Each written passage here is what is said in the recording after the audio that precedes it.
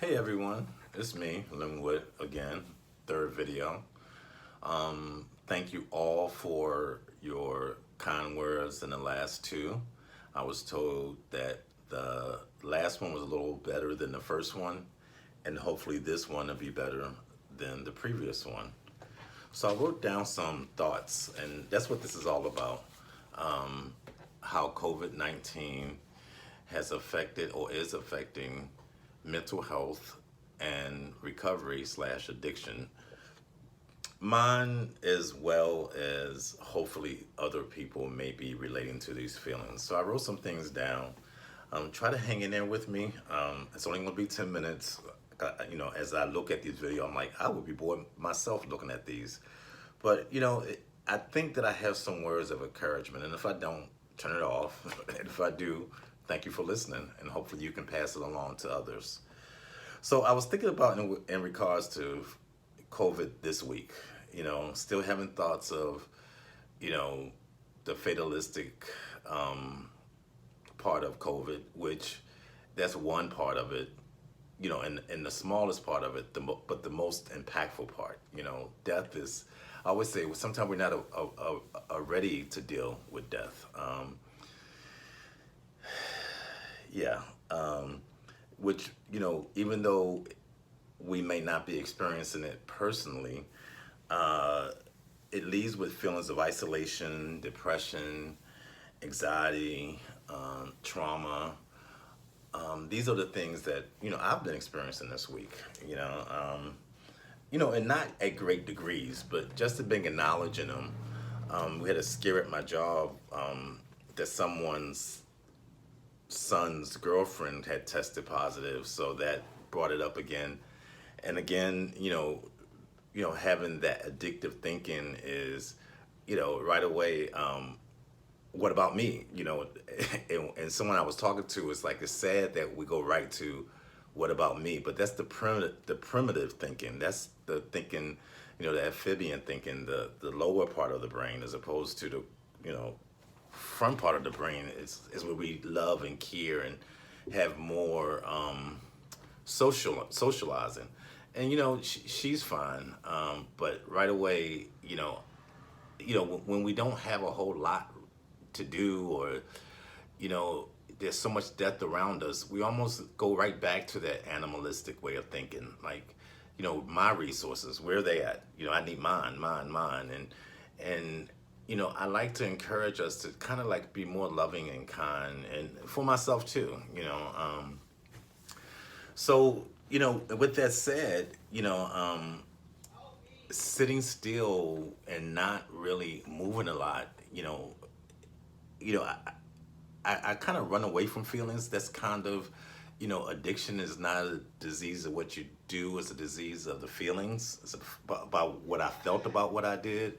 So right now, being in quarantine, all I'm doing is feeling, and I'm trying to run away from those feelings. And I like to encourage you, the same way I encourage myself with the mindfulness meditations that I've been doing, is to just sit through the feelings. The feelings won't kill me. What will kill me is not acknowledging the feelings, not feeling the feelings. Like I say, feelings are meant to be felt, and we forget about that. So this whole quarantine COVID thing has been about just sitting still and feeling and getting better at doing that. I mean, it's quite a skill, particularly, being an addict or being someone with a mental affliction. It's like, oh no, not the feeling, but again, yes, breathe into the feeling.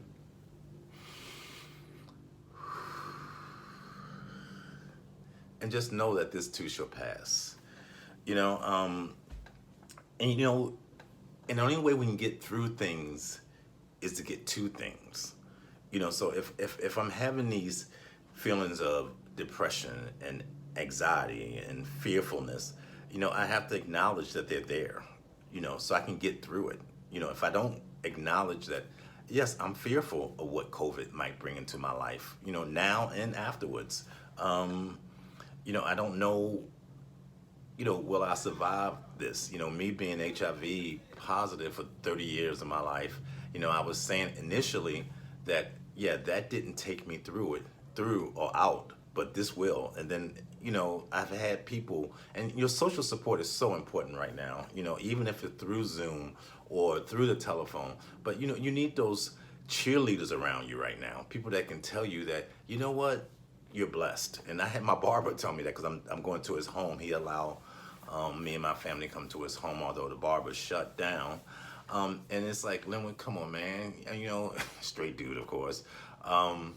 You're blessed, and I am, and we all are. The fact that, if you're looking at this, I want to say to you, you're blessed.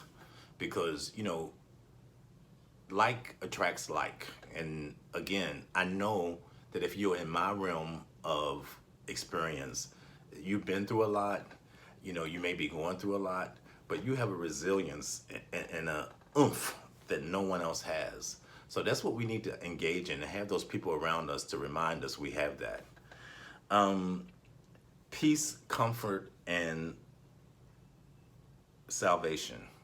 And not the kind of salvation that, we're being relieved of this experience called life, but a salvation that we can live this experience while living life. We don't want to be apart from life. We want to, again, breathe into life.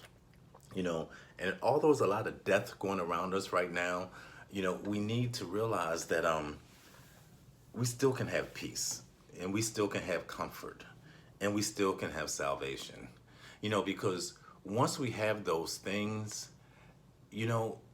it's easier and lighter, and I want to acknowledge more. Both can exist. The good can exist with the bad. Happiness can exist with sadness, and you need both to be more of a whole individual. Give yourself permission to share this human experience with everyone. We all are sharing it with you. You're not alone with this. Just know that it, as scary as it is, there's some reward in some of this, and I've been saying it a lot this week. I'm working, which is a blessing. Some of us may not be working, but you get to spend time. Look for the silver lining in all this, because history has shown that whatever challenge we as human beings had to meet, we met. So although this is very, very different, we can meet it. There's no wrong or right way to get through this, just your way for now. And if you need another way, you'll figure that out too. But be in this way now, in this moment now. You are doing the best you can under the conditions you're in. And when it requires you to do better than what you're doing right now, guess what? You'll show up better. But just accept that where I am is where I need to be. And that's the whole thing about mindfulness. Everything is perfect in this moment. When I get out of this moment, going into yesterday or tomorrow, that's when all this insanity comes up. So just be here. Yes. And not measure your insides by other people's outsides. I like to encourage that. You don't know what someone's experiencing. I mean, they might be happy and smiling, but you don't know what they're doing when they're not away from you. We got to be careful measuring people's whole lives from that window we see them in. Most of us know how to act socially appropriate, so, just be careful that, well, I'm not doing as good as that person. No, you may be, and you may not be, but the best thing is maybe have a conversation, what a concept, talk to people. Lastly, coming up on the 10 minutes, if anything helped you in this video, I want you to give back and pay forward, because we're all connected. You're my brother, you're my sister, you're my mother, you're my auntie. We're all connected, and the only way we'll get through this is together. They say no man is an island, and I had to remember that. I like to laugh a lot, and one of these videos I was like, I like when I laugh, but maybe I should not be laughing. But anyway, that's a whole nother video. I'm coming to the end. Thank you so much for taking the time out to listen. And there may be a fourth, there may not. But give me your comments, and I love you all, because without you, there could be no me, and therefore it's we. Take care.